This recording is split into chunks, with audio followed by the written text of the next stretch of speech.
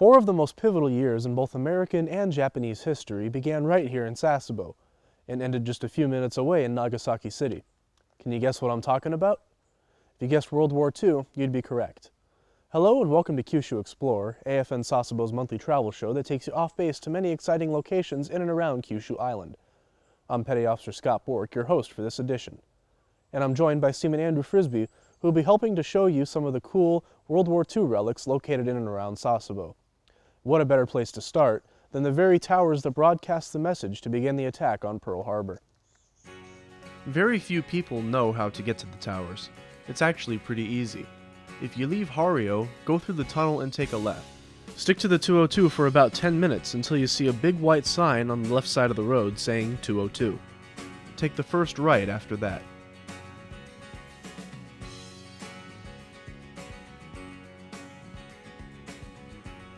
Just stay straight on that road for about 5 to 7 minutes through the Mekong groves. Before you know it, you'll be at the tower site.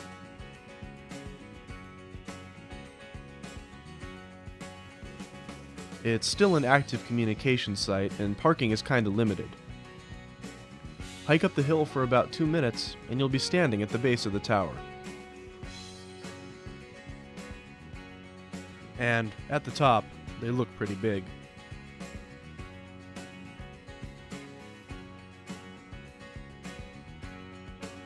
It's hard to believe it, but this very tower played a pivotal role in World War II. You can get up close to the towers and even see inside if you have a light or a flash camera. The three towers were completed in 1922 and rise to a height of 446 feet. The towers are believed by many to have relayed the Nitakayama Nobore 1208 message to the Imperial Japanese fleet on December 7, 1941, triggering the attack on Pearl Harbor. As the war progressed, the threat of an attack on Japan was intensified, so the Imperial Army utilized Mount Umahari as a means of defense.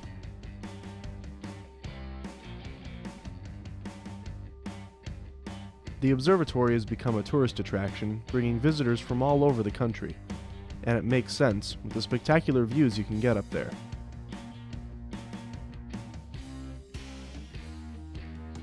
With this kind of strategic position over the Sasebo port, you can only imagine what the Imperial Japanese forces used it for.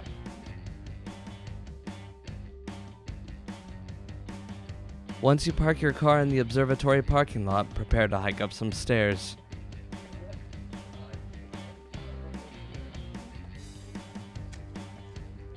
And even more stairs.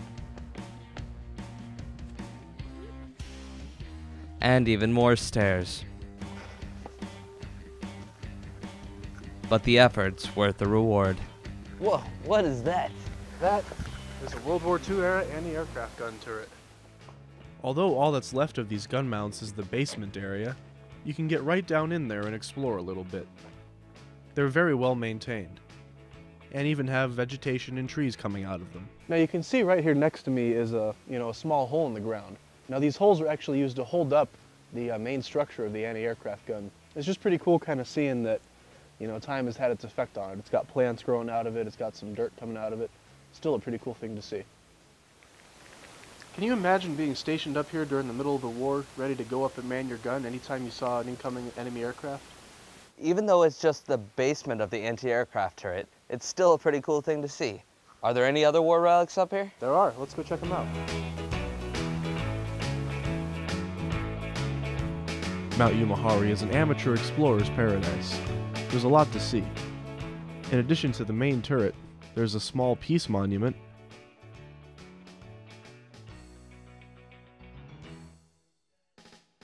another less well-maintained turret, and something that took us by surprise. Now also near these gun turrets, I'm told that there's an abandoned radar shack up here on top of Mount Umahari. Now I can't guarantee for sure, but I see an abandoned building right here. Looks like it's small enough to be a possible radar shack. It's made out of brick and it's right there. Take a look for yourself.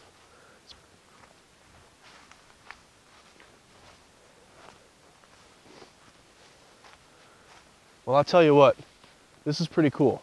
It's not every day you get to come up and touch this kind of living history. Granted, it's not really used anymore, but it's still a pretty cool thing to see. Let's check it out.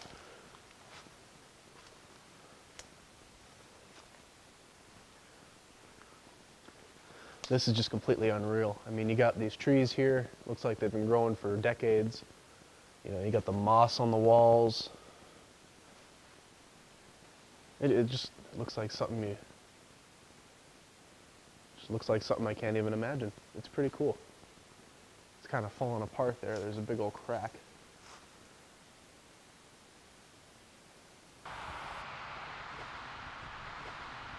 Also in the Mount Umahari area is the Soto Dam, located in North Sasebo and currently operated by the Sasebo City Water Department. The dam has a very interesting history. The dam was constructed by 200 prisoners of war captured from Wake Island. 54 of them died. Rising to a height of over 5 stories, the dam holds back millions of gallons of water. Walking along the dam's length makes us think about the sacrifice of these 200 POWs, their time in captivity, and the backbreaking labor they must have put in to build this dam. Every year on Memorial Day, CFAS holds a Soto Dam Memorial to honor those who gave their lives in its construction. There's a monument to the dead a few feet away from the dam. Scott and I took a few minutes to pay our respects.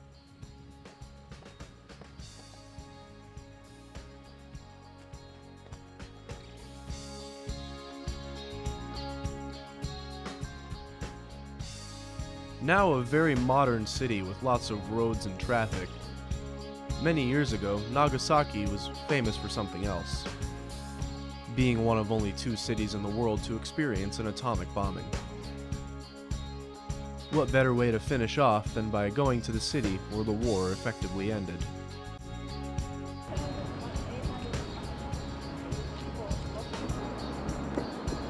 The Nagasaki Peace Park is an international attraction. It sees thousands of visitors each year. It was built to be a prayer zone, to remember the horror of the bombing and to serve as a beacon for world peace.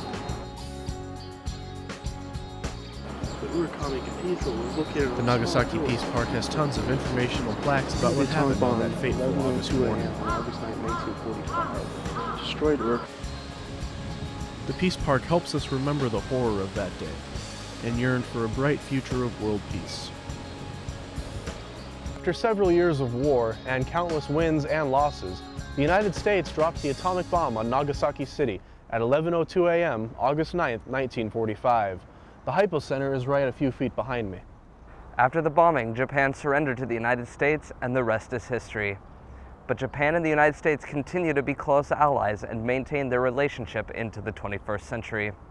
And that does it for this episode of Kyushu Explorer. We hope you've enjoyed checking out some of the cool World War II relics within driving distance from Sasebo. But we haven't shown you everything, so get out, travel, and experience everything that a foreign country has to offer. If you need more information, you can contact Travel and Tours. I'm Petty Officer Scott Bourque. And I'm Seaman Andrew Frisbie. And from all of us here at American Forces Network Sasebo, thank you for watching, and as always, happy travels. A never-ending story continues. I'm just gonna use that whenever possible. If we do another set of stairs, I'm pretty sure we probably just got that. You were supposed to say, whoa, what is that? Me, man, mama, moo. Man, if I were this tall, I'd have no problem dunking over Yao Ming. Ready at any time to man your gun and help shoot down the American bombers. There's the air raid sirens right now. Even though this is just the basement of the anti-aircraft turret, it's still a pretty cool thing to see. So are there any other war relics up here? No.